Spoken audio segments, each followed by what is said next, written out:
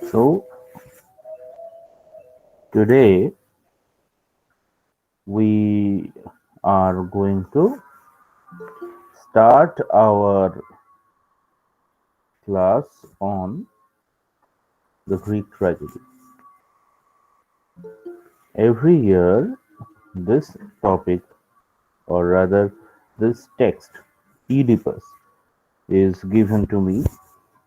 And before I jump into the text, I take a class on the background of Greek tragedy. Today's class will be one such. Okay. Okay.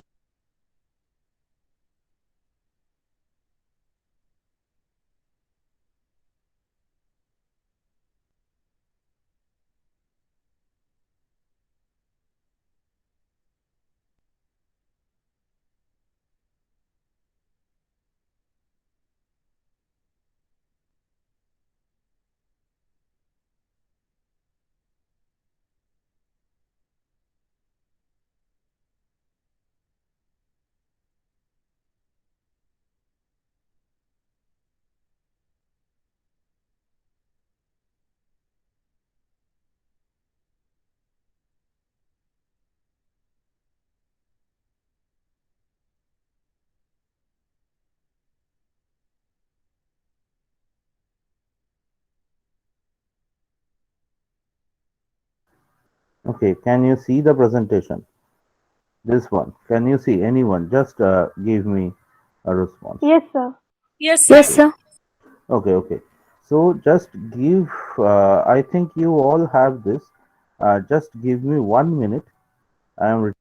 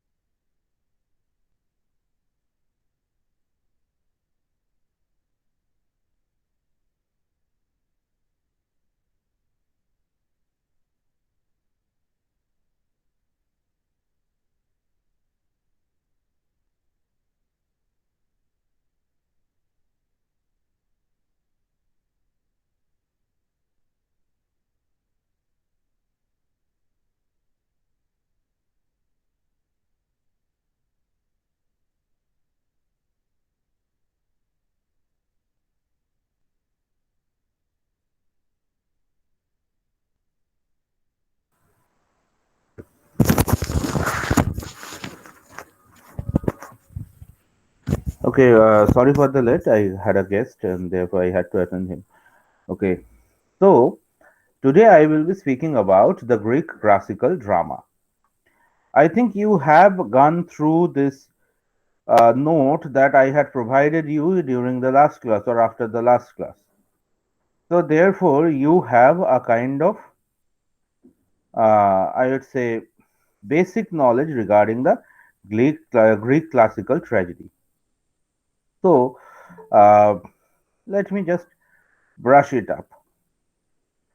Even 600 years before Jesus Christ, in the Mediterranean, you know the region, those who had geography, in the Mediterranean region, a civilization grew up that became an inspiration for the later civilization in Europe, obviously. I'm not saying that uh, this happened in all over the world or it was inspiration for the civilizations all over the world. No. The most ancient civilization in Asia was our Indus Valley civilization, or even before that, we had Mehergar. And after that, in Asia, we had the Sumerian, or rather the Babylonian civilization. Then in China, we had civilizations. In Africa, we had Egypt. Rather, uh, compared to them, the classical European civilization or the Greek civilization was obviously a juvenile or a dwarf civilization, but still, as per you measure it in the scale of Europe only, it is the oldest civilization that had reached that much height of cultural prosperity in Europe during that time, 600 years before Christ. And this civilization, they had gods and goddesses, everything. But very interestingly, like our civilization, gods and goddesses, unlike the Christianityতে কিন্তু god কখনো মানুষের মাঝখানে এসে থাকে না। আমাদের civilization-এ আমরা দেখেছি God has taken avatars, incarnations, and he or she performs his or her leela on this earth and then goes back to his or her abode in the heaven. And in Greek mythology, we find gods and goddesses. Often they come to the world. It is a place they have built. They come here, they do their works, they return, and then again comes as if the gods and goddesses were the part of the earthly life. You could not just avoid them. And that's why, very interestingly, যেটা খ্রিস্টান সিভিলাইজেশনে পাওয়া যায় না, যেটা Egyptian সিভিলাইজেশনে পাওয়া যায় না, এটা আমাদের Sumerian or Babylonian, Indian civilization and Greek civilization যেটা কমন, আমরা এপিক গুলো যদি একটু ঘাঁটি, then we will find sir join হতে পারছি না তো। ওকে, যে জয়েন হতে পারছে না তাকে বলো আরেকবার জয়েন করতে। So these people, these people, we find that in those epics of these civilizations, gods and goddesses are characters in the epic. এরা এপিকের মধ্যে আসছে অ্যাজ ক্যারেক্টার, কোথাও ডিরেক্ট মেনশন হচ্ছে, কোথাও ডিরেক্ট মেনশন হচ্ছে। And you know ancient Greek সিভিলাইজেশনের আরেকটা বড় ব্যাপার ছিল the emphasis on human mind, human nature, human character and human deeds. Gods and goddesses were there, but Christian literature যেমন সবটাই attribute করছে to the God, that God is doing everything. We are just the playthings in the hands of the God. Classical Greek literature কিন্তু সেটা বলছে না। Classical Greek literature gives them a matter of choice, a matter of judgment. Classical Greek literature অনেক বেশি secular সেদিক থেকে দেখতে গেলে। It is not dependent on human, sorry, the works of the god. Rather, it is dependent on the human choices. এই কনসেপ্টগুলো নিয়ে আমরা classical Greek লিটারেচারটা পড়া শুরু করব। পড়া শুরু করার আগে আমাদের প্রথম এই ইডিপাস পড়া শুরু করার আগে প্রথম যে জিনিসটা জানতে হবে সেটা হচ্ছে প্র্যাকটিক্যালি ইডিপাসকে আমরা বলি Oedipus is a tragedy. What is a tragedy? What is a tragedy? Sophocles, Euripides এরা অ্যানশিয়েন্ট গ্রিসে ট্র্যাজেডি লিখতো। ইডিপাস যে সময় লেখা হচ্ছে সোফোক্লিস থ্রি থিবান প্লেস তিনটে লিখেছে। সেই প্লেগুলোর মধ্যে একটা হচ্ছে ইডিপাস দ্য কিং, হ্যাঁ, একটা হচ্ছে অ্যান্টিগনে, আর একটা হচ্ছে ইডিপাস এট কোলোনাস। ইডিপাস কিন্তু খালি একটাই টেক্সট নয়, ইডিপাসের গল্পটা কমপ্লিট হয় Oedipus the King or Oedipus Rex, তার সঙ্গে ইডিপাস এট কোলোনাস, এই দুটো নিয়ে ইডিপাসের গল্পটা শেষ হয়। এবং ইডিপাসের আগে উনি লিখছেন কিন্তু অ্যান্টিগনেকে নিয়ে। এই অ্যান্টিগনে আবার ইডিপাসের একটা খুব মাইনিউট ক্যারেক্টার, ইডিপাসের এক মেয়ে, তার নাম অ্যান্টিগনে। তাহলে আগে অ্যান্টিগনে লিখেছে, তারপরে সোফোক্লিস ভেবেছে যে অ্যান্টিগনের বাবাকে নিয়েও একটু কিছু কাজকর্ম করা যায়। এবং সেখানে উনি পরপর দুটো পার্ট লিখছেন, Oedipus the King or Oedipus Rex, আর হচ্ছে ইডিপাস অ্যাট কোলোনাস। এখন একটুখানি যদি ভাবো তাহলে দেখবে যে এই ড্রামাটাকে আমরা শুরুতে তো ট্র্যাজেডি বলছি। ট্র্যাজেডি মানে ট্র্যাজেডি মানে কি? ট্র্যাজেডি মানে কি খালি বিয়োগান্তক নাটক যেখানে the protagonist is put against or put in a fight against his fate or against the god or against the supernatural or against the powerful, uh, I would say, antagonist, and somehow he suffers? এটাই কি খালি tragedy? না, initially এইটাকে tragedy বলা হতো না, ঠিক আছে? এবং যে গল্পটা বলবো সেটা শুনলে তোমাদের অনেকের আবার হাসি পাবে।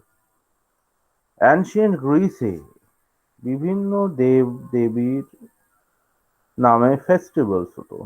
দে ওয়ার কালচারালি ভেরি রিচ। এবং আমাদের দেশেও তোমরা দেখবে, মানে আমি একটু ক্রস কালচারাল রেফারেন্স দিয়ে পড়াতে ভালোবাসি।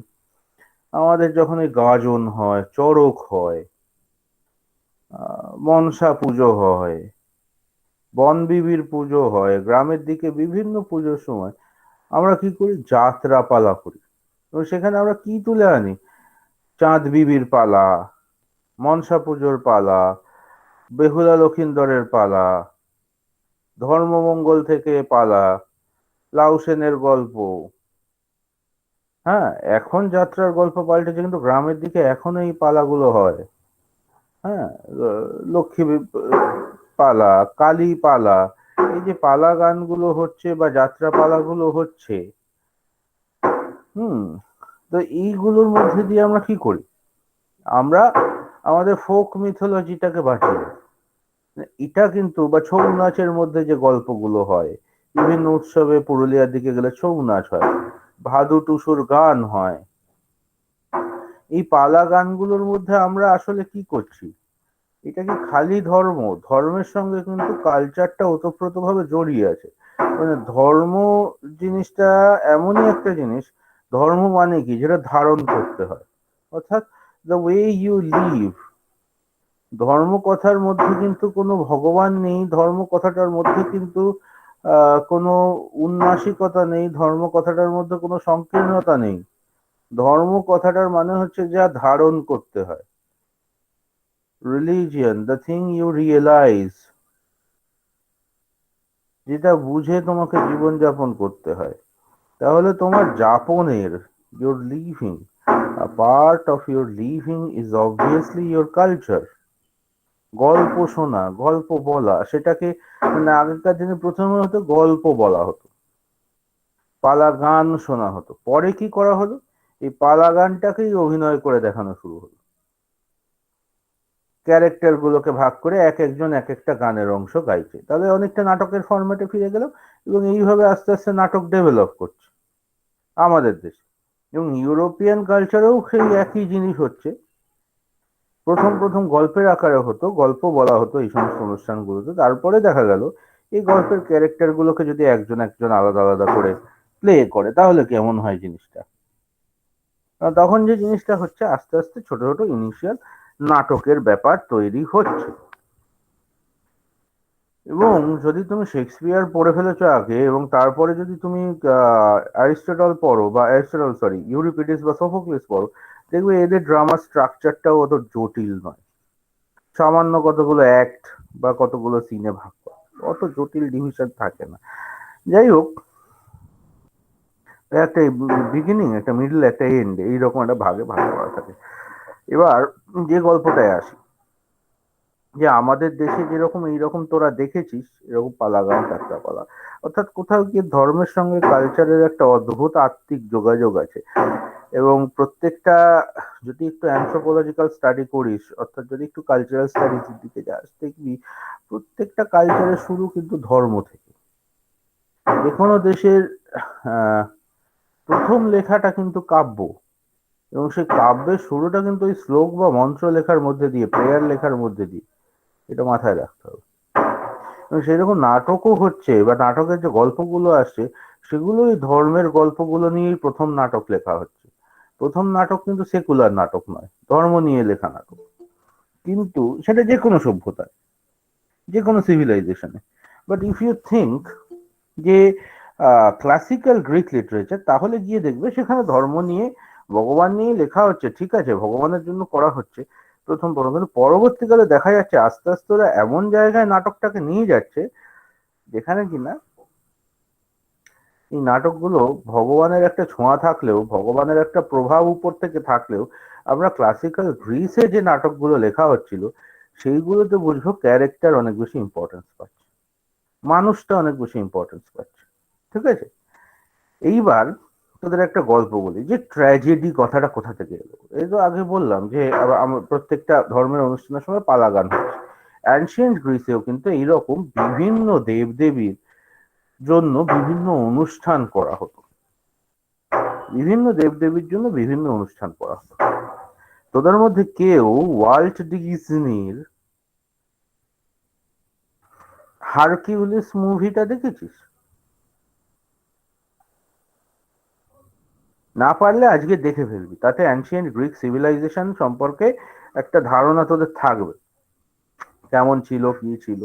অ্যান্ড সেই সিভিলাইজেশন সম্পর্কে তোরা যদি একটু জানিস, তাহলে দেখবি যে ওখানে একজন হারকিউলিসের সঙ্গে, হারকিউলিস তো জিউসের ছেলে ছিল, তো তার সঙ্গে জিউস একজন দেবতাকে এজেন্ট করে পাঠাচ্ছে হারকিউলিসের খেয়াল রাখার জন্য, হারকিউলিসকে বড় বীর তৈরি করার জন্য।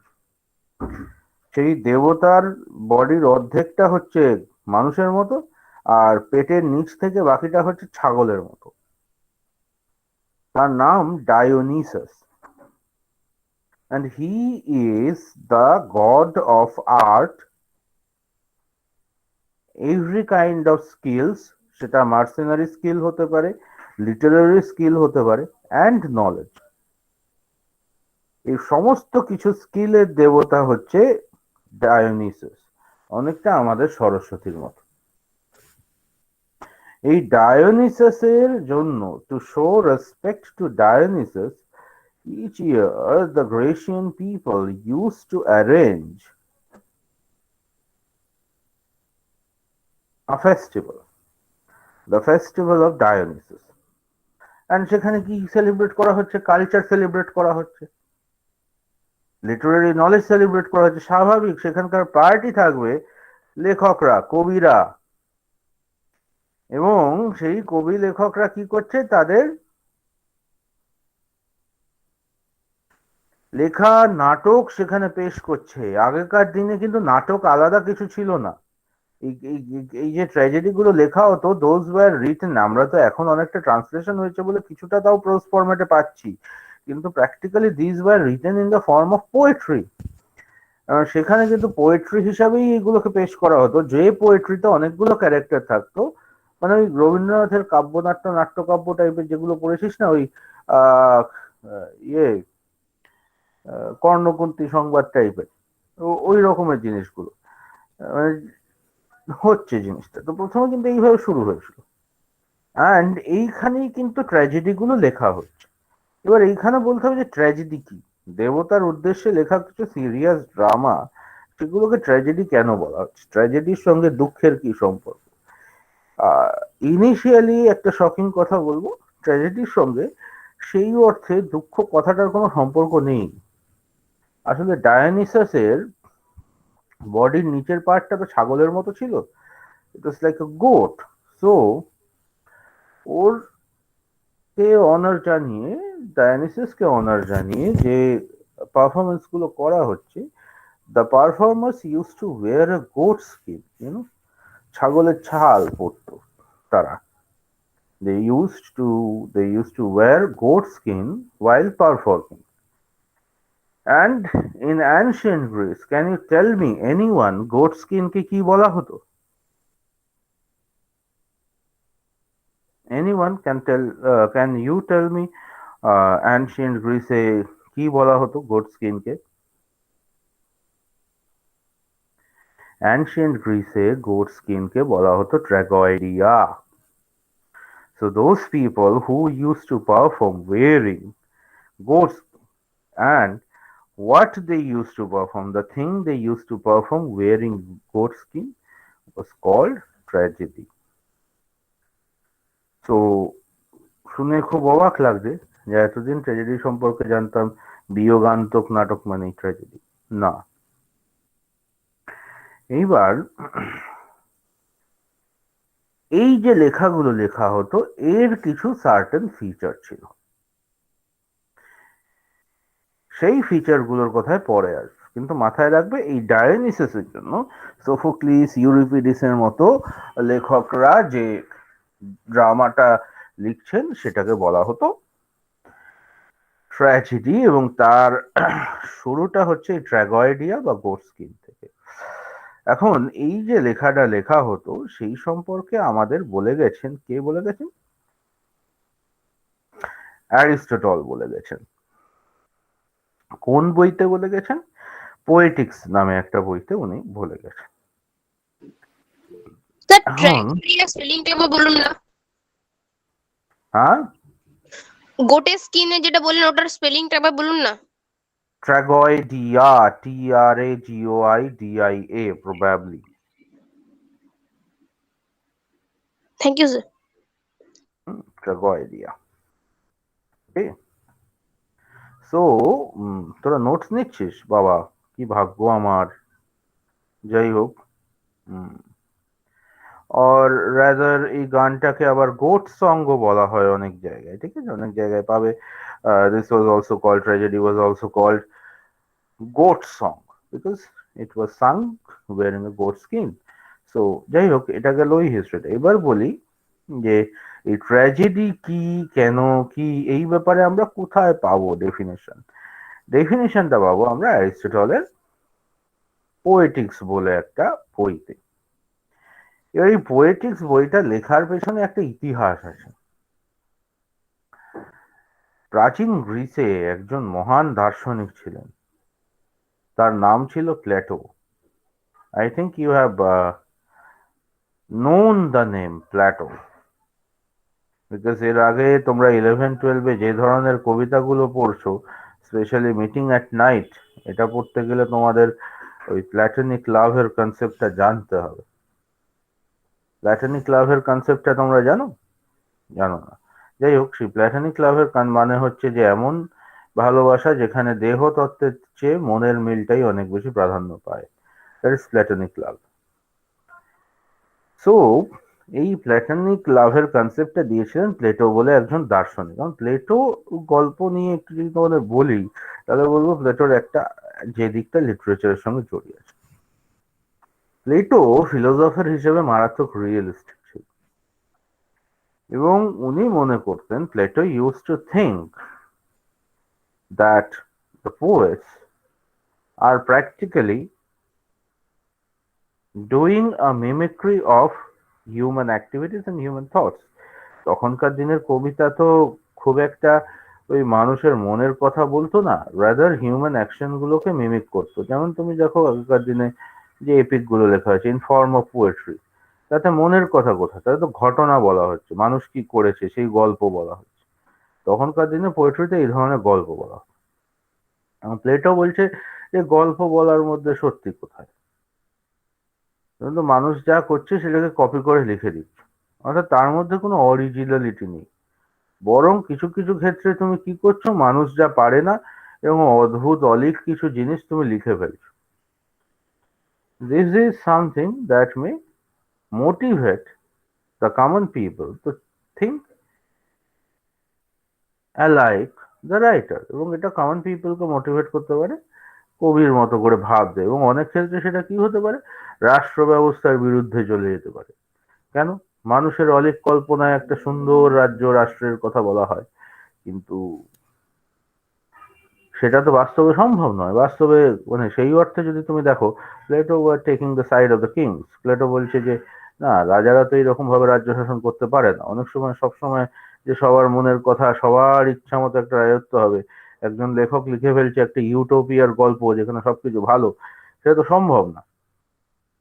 তাহলে এরা বিদ্রোহ করবে, তাতে করে রাজ্যে অশান্তি তৈরি হবে। তো সেই জন্য কি করা উচিত, অ্যান আইডিয়াল ডেমোক্রেসি, প্লেটো বলছে an ideal nation, প্লেটো নেশনের কথা বলছেন। নেশনের কথা বলতে গিয়ে বলছে an ideal nation should not consist of poets, the poets should be banished from an ideal nation। পোয়েটদের প্লেটো নেশন থেকে বিতাড়িত করতে বলছেন। তাহলে প্লেটোর মতো বড় দার্শনিক, যে রাজসভায় ছিল গ্রিসের, সে এত বড় কথা বলে ফেলছে, তারপরেও তো কবিরা ব্যানিস্ট হননি। তাই একটা জিনিস মাথায় রেখো, কবিরা যখনই রাষ্ট্র ব্যবস্থার বিরুদ্ধে কথা বলে, তখন রাষ্ট্র ব্যবস্থায় পেটোয়া কিছু লোকজন সবসময় কবিদের বিরোধিতা করে। সেটা আজকের যুগে নয়, সেটা কিন্তু অনেক আগে। সেই সময় প্লেটোর এগেনস্টে কলম ধরলেন তারই এক শিষ্য। এই যারা ট্র্যাজেডি লিখতো তাদেরকে পোয়েট বলা হয়, গুলিয়ে ফেলবি না কিন্তু, আমি বারবার বলছি। অ্যানশিয়েন্ট গ্রিসে এই ট্র্যাজেডি বা কমেডি কোনোটাই ড্রামা হিসেবে কাউন্ট হতো না। These were all poetries. তখনকার দিনে লিটারেরি ফর্ম একটাই ছিল, পোয়েট্রি। ঠিক আছে?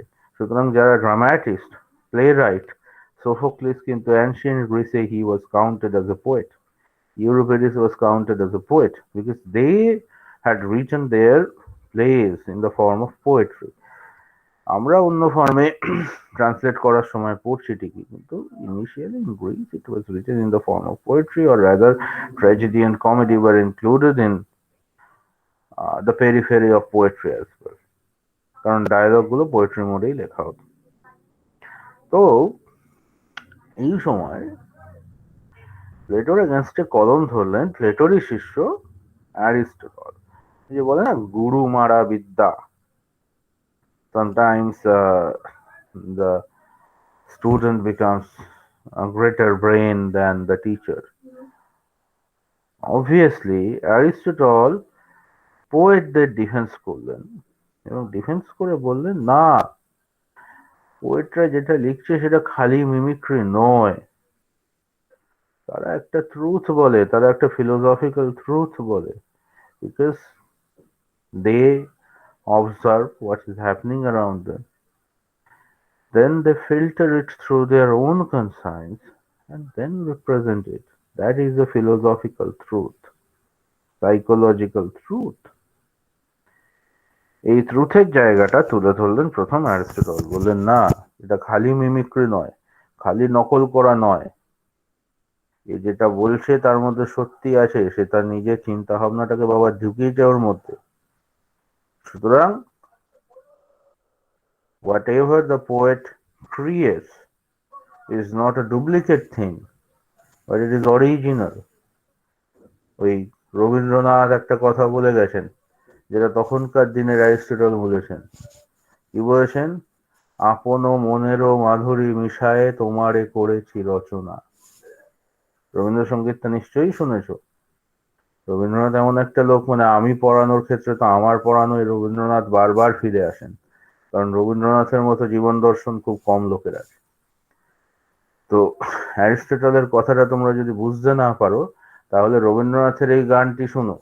হুম, তুমি সন্ধ্যার মেঘমালা, তুমি এই সন্ধ্যার মেঘমালা গানটায় রবীন্দ্রনাথ একটা লাইন লিখছেন, আপন মনেরও মাধুরী মিশায়ে তোমারে করেছি রচনা। That is creation according to Aristotle.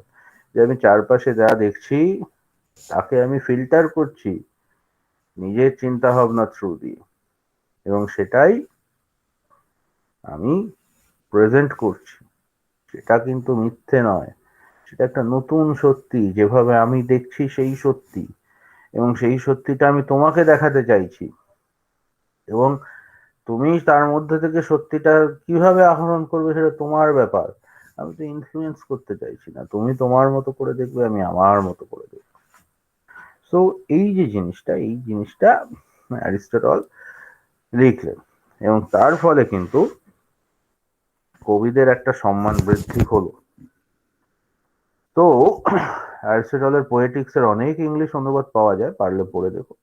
এই পোয়েটিক্সে তিনি অ্যানালিসিস পর্যন্ত করে দেখালেন যে কিভাবে ট্র্যাজেডি, কমেডি এগুলো মোটেও প্লেন মিমিক্রি নয়, এবং একটা স্ট্রাকচার বেঁধে দিলেন যে এইভাবে ট্র্যাজেডি লেখা হয়, এইভাবে কমেডি লেখা হয়। উনি কিন্তু, মানে অ্যারিস্টটল যখন লিখছেন তার আগে কিন্তু ইডিপাস থেকে শুরু করে এই ড্রামাগুলো লেখা হয়ে গেছে, কারণ ইডিপাস ড্রামাটাকে আইডিয়াল ট্র্যাজেডি হিসাবে দেখিয়েই পোয়েটিক্স নাটকে অ্যারিস্টটল ট্র্যাজেডির এক্সপ্লেনেশন দিচ্ছেন।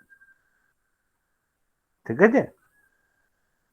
তো তিনি এইভাবে একটা বই লিখলেন পোয়েটিক্স বলে, এবং সেই পোয়েটিক্সে ইডিপাস নাটকটাকে ধরে তিনি যখন ট্র্যাজেডির একটা ছক তৈরি করছেন, কিভাবে ট্র্যাজেডি লেখা হয়, কিভাবে নতুন জিনিস থাকে, ট্র্যাজেডি ডেফিনেশন কি, তখন কিন্তু তিনি অনেক জিনিস বলছেন ট্র্যাজেডি সম্পর্কে।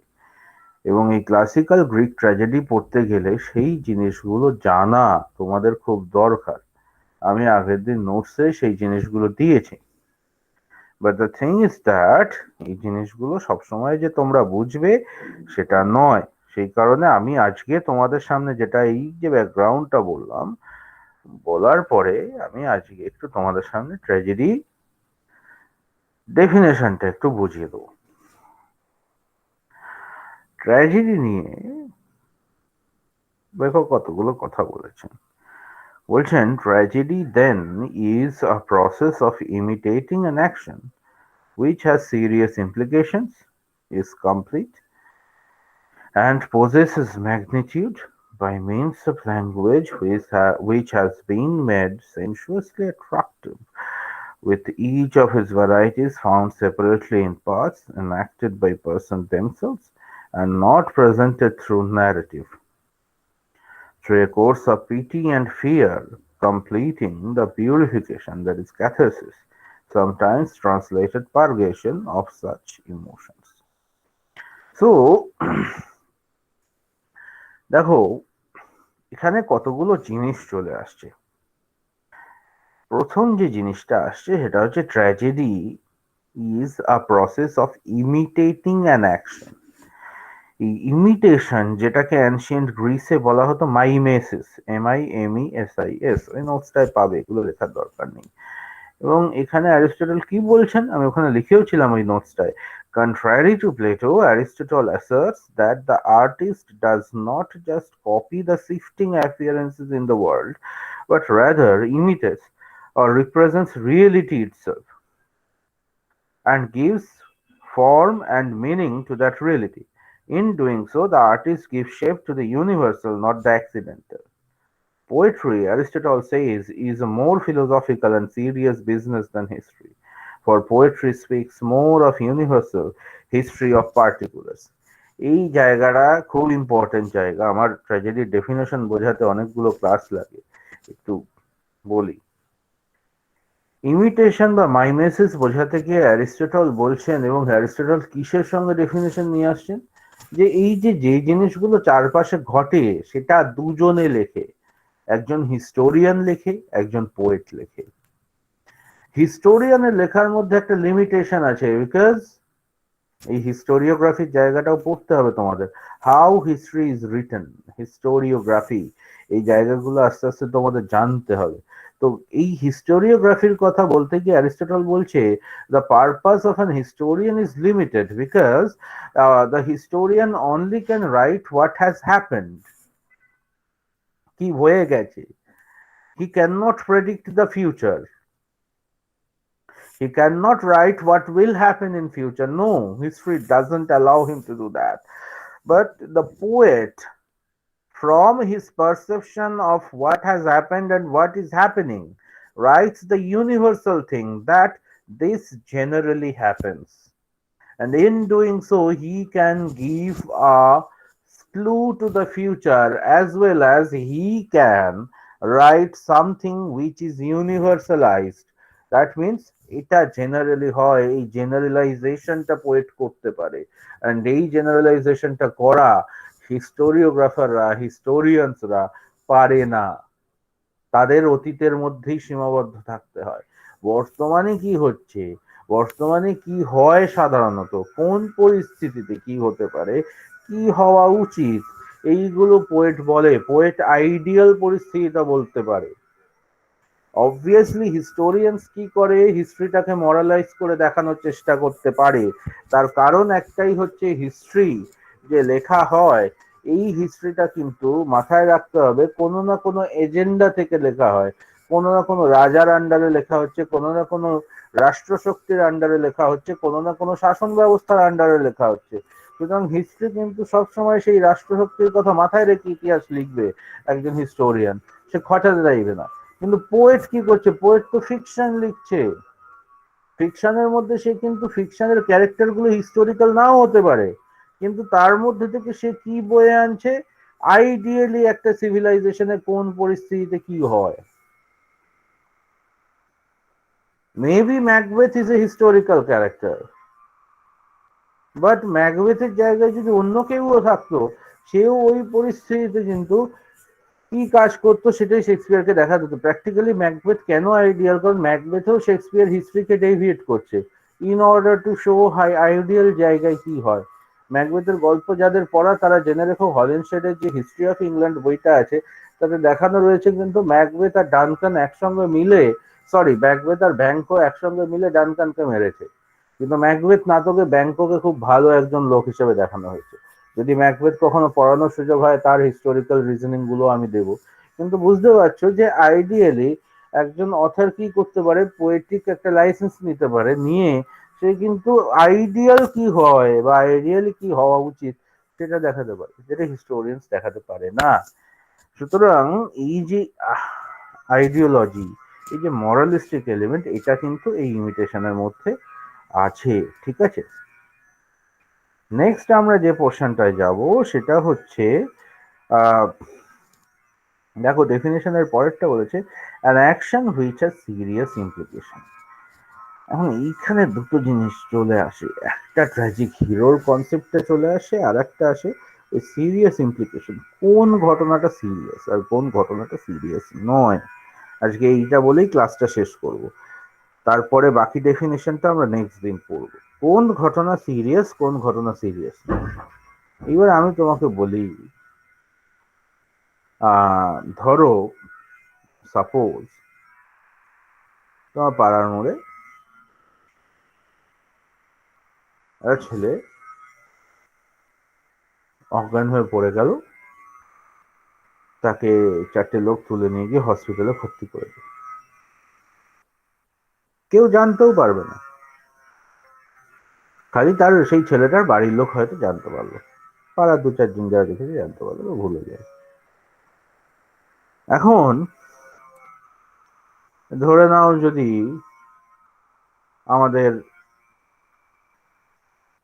রাষ্ট্রপতি বা মুখ্যমন্ত্রী বা প্রধানমন্ত্রী কেউ এরকম সভা করতে গিয়ে অজ্ঞান হয়ে পড়ে গেলেন এবং তারপরে হসপিটালে ভর্তি হলেন। এই কদিন আগে বুদ্ধদেব বাবু ভর্তি হয়েছিলেন। সারাক্ষণ খবর থেকে শুরু করে ফেসবুক, সোশ্যাল মিডিয়া, চারিদিকে কিন্তু ওই খবরটাই থাকবে, লোকে ওটাকে সিরিয়াসলি নেবে। কেন সিরিয়াসলি নেবে? তার কারণ হচ্ছে যার সঙ্গে ঘটনাটা ঘটেছে তাকে সিরিয়াসলি নেওয়া হচ্ছে। বোঝা যাচ্ছে ব্যাপারটা? তাহলে এইখানে দুটো জিনিস চলে আসছে। ঘটনাটা সিরিয়াস হতে হবে সেটা। এইবার আমি তোমাদের আবার আরেকটা উদাহরণ দিই। ধরো আমাদের এখন বর্তমান যিনি মুখ্যমন্ত্রী বা আমাদের যিনি বর্তমান প্রধানমন্ত্রী, আহ, এই প্রধানমন্ত্রী যখন মুখ্যমন্ত্রী অনেক সময় ভাষণে এমন অনেক ভাষা ব্যবহার করেন যেগুলো নিয়ে আমরা হাসাহাসি করি। প্রধানমন্ত্রী কদিন আগে বিশ্বভারতীতে এসে বলে গেলেন, চোলায় চোলায় বাজবে জয়ের ভেরি। সে যাই হোক, আমি কাউকে সমর্থন করছি না। এই যে লোকগুলো এই কাজগুলো করে, এই কাজগুলো তো লোকে সিরিয়াসলি নেয় না। এই কাজগুলো লোকে হাসি ঠাট্টা করে, লোকে মিমিক করে, লোকে হাসে। কিন্তু এই মুখ্যমন্ত্রী যখন কন্যাশ্রী প্রকল্পের কথা বলছেন, বা এই প্রধানমন্ত্রী যখন বলছেন কোভিড ভ্যাকসিন গোটা দেশে ফ্রিতে দেওয়া হবে, আমরা সেটা মিমিক্রি করি না, ব্যাপারটাকে সিরিয়াসলি নিয়ে শোনার চেষ্টা করি। তাহলে কোনো একটা অ্যাকশনে সিরিয়াস ইমপ্লিকেশন হতে গেলে, সিরিয়াস এফেক্ট পড়তে গেলে দুটো জিনিস হতে হবে। অ্যাকশনটা এমন একজন লোক করবে যার সোসাইটিতে একটা অ্যাকসেপ্টেন্স আছে, যার সোশ্যাল একটা রেসপেক্ট আছে, একটা সোশ্যাল স্ট্যান্ডার্ড আছে, একটা সোশ্যাল পজিশন আছে। আর সে এমন কিছু করবে যার on the mass or as a whole upon the society একটা সিরিয়াস ইম্প্যাক্ট থাকবে।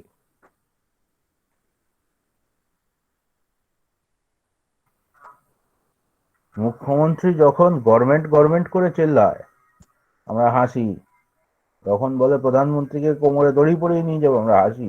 কিন্তু এই মুখ্যমন্ত্রী যখন কন্যাশ্রীর কথা বলে, এই মুখ্যমন্ত্রী যখন রাজনৈতিক ভাবে একটা মঞ্চে দাঁড়িয়ে বলে আমি ভারতকে রিপ্রেজেন্ট করতে পারি, তখন আমি সিরিয়াসলি নিই। প্রধানমন্ত্রী যখন উল্টোপাল্টা কাজ করে, ভারতের পতাকা দিয়ে নাক মোছে, তখন আমরা হাসি। কিন্তু এই প্রধানমন্ত্রী যখন বিদেশের মাটিতে দাঁড়িয়ে দেশকে রিপ্রেজেন্ট করে এবং তখন লাখ লাখ লোক হাততালি দেয়, তখন আমরা ব্যাপারটাকে সিরিয়াসলি নিই। আমি মারাত্মক অরাজনৈতিক লোক নই, আমি খুব মারাত্মকভাবে রাজনৈতিক লোক, কিন্তু যারা যেটা ভালোভাবে করে সেটা করাটা, অ্যাকসেপ্ট করাটা, বোঝানোর জন্য তোমাদের এই কথাগুলো বলছি যে এই জায়গাগুলো আমরা সিরিয়াসলি নিই, এই জায়গাগুলো আনসিরিয়াসলি নিই।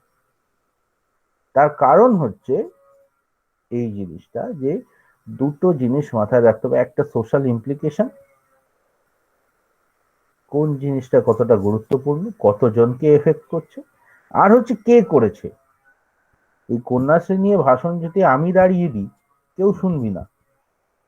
আমি যদি এখন ভ্যাকসিনের কথা বলি, বলবো স্যার পাগলের প্রভাব পড়ছে। কিন্তু এইটাই যদি একজন প্রধানমন্ত্রী বলে বা একজন হাইয়ার হেলথ অফিসিয়াল বলে, সেটা শোনা হয়।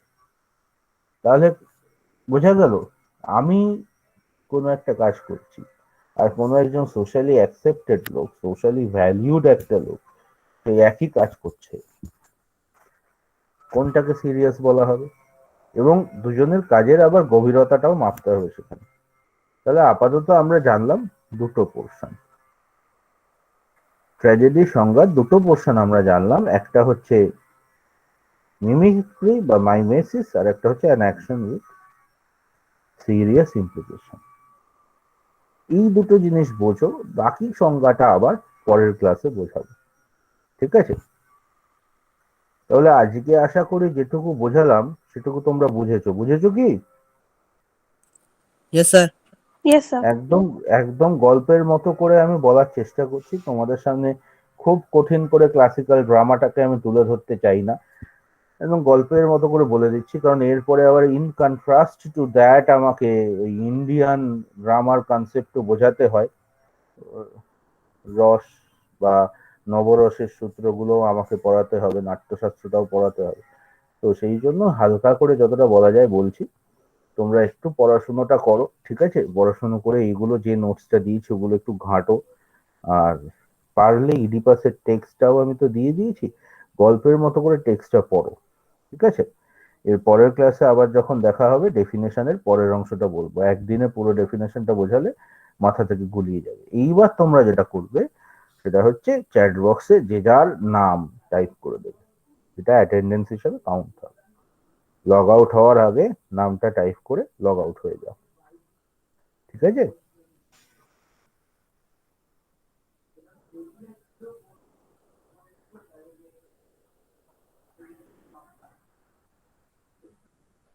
লগ আউট হওয়ার আগে চ্যাট বক্সে নিজেদের নামটা লিখে রেখে লগ আউট হবে।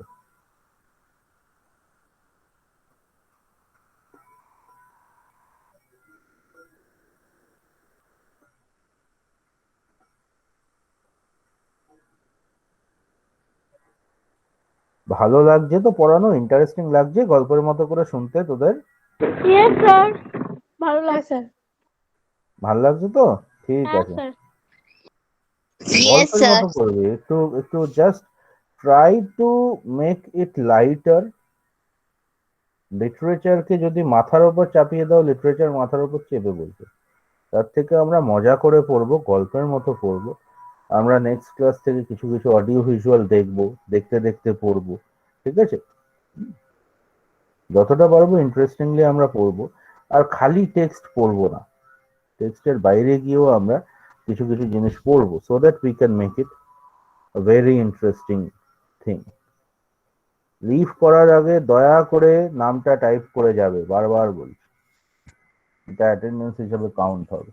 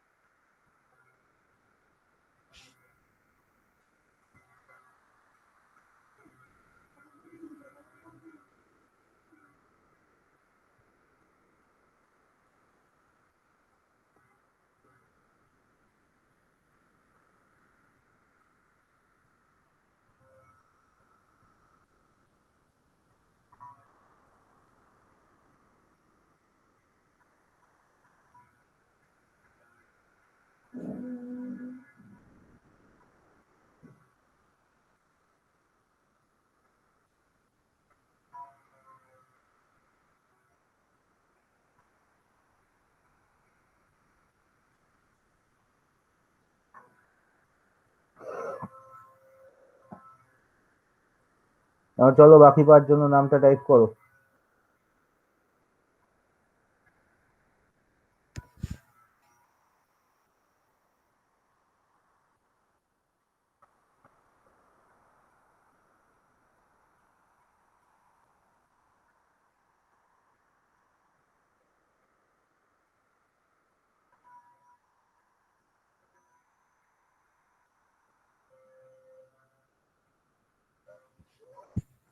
নামগুলো টাইপ করো, করে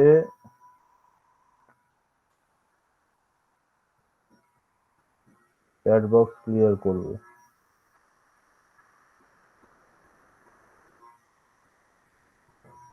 রিয়া, অন্বেষা, নীতিশ, কি ব্যাপার? নাম টাইপ করে বেরিয়ে যাও,